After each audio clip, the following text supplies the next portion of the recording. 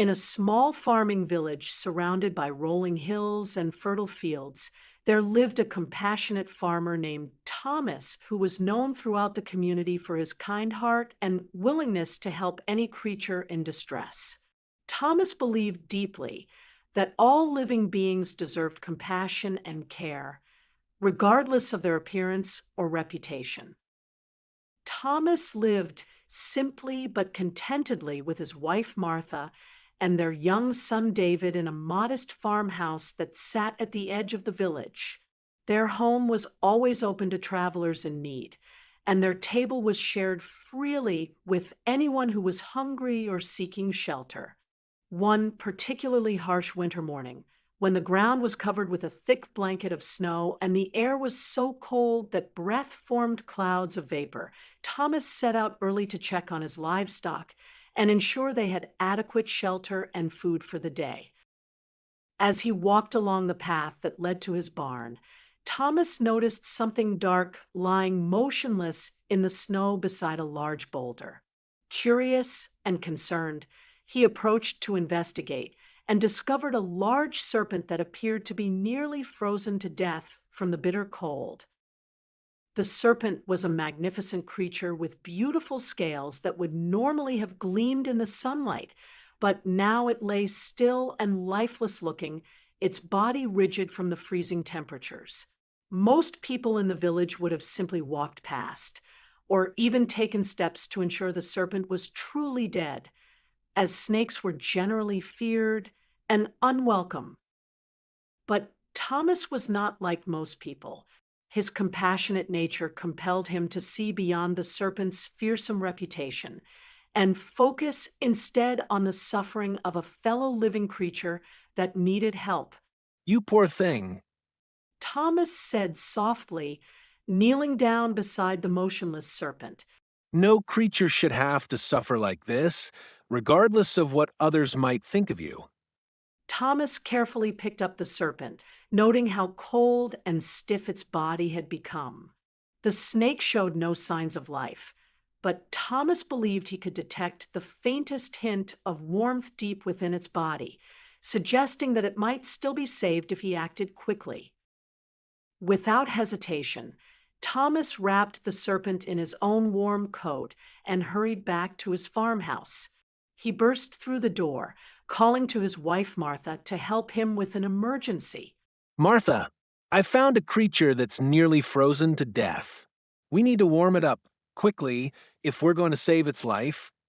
Martha came running to see what her husband had brought home, and her eyes widened with alarm when she saw the large serpent wrapped in Thomas's coat. Thomas, that's a dangerous snake. She exclaimed. You can't bring that into our home. What if it bites you or David? These creatures are not meant to be trusted. But Thomas was determined to help the suffering animal. Martha, this creature is dying from the cold. It can't harm anyone in its current condition, and by the time it recovers, I'm sure it will be grateful for our kindness. Every living being deserves compassion. Despite his wife's protests and warnings, Thomas brought the serpent close to the warm fireplace and began gently warming its rigid body. He prepared a soft blanket and placed the serpent carefully upon it, then sat beside the fireplace to monitor its condition. Gradually, as the warmth from the fire began to penetrate the serpent's frozen body, signs of life started to return. The rigid muscles began to relax, the scales started to regain some of their natural luster, and eventually, the serpent's eyes opened slowly. Thomas was delighted to see that his rescue efforts had been successful. Welcome back to the world of the living, my friend. He said gently to the awakening serpent. You gave us quite a scare there. I'm so glad we were able to help you recover. The serpent slowly lifted its head and looked around the warm, comfortable room. It saw the crackling fire, the soft blanket it was lying on, and the kind face of the man who had saved its life. For a moment, Thomas hoped that the creature would show some sign of gratitude or recognition of his kindness.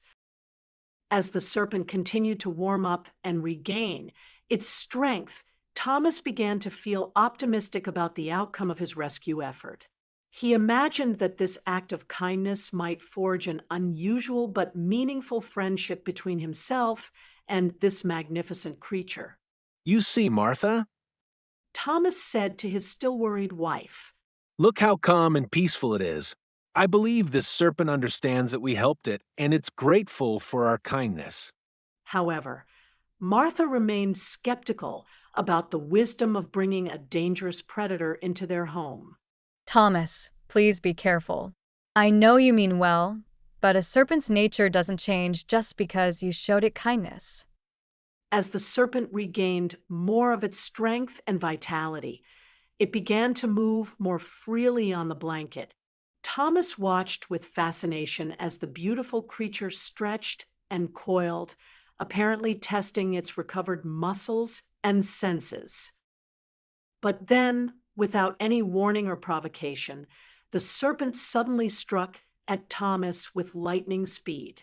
Its fangs sank deep into the farmer's hand, injecting a powerful venom that immediately began to course through his bloodstream. Thomas cried out in pain and shock, pulling his hand back and staring at the serpent in disbelief. Why? He gasped as the venom began to affect his system. I saved your life. I brought you into my warm home and cared for you when you were dying. How could you repay my kindness with an attack? The serpent, now fully restored to its natural vitality and aggression, coiled itself into a defensive position and fixed Thomas with its cold, emotionless eyes. You foolish man. The serpent hissed without any trace of gratitude or remorse. Did you really think that your kindness could change what I am? I am a serpent. It is my nature to strike at anything that comes within reach, regardless of whether it has helped me or harmed me.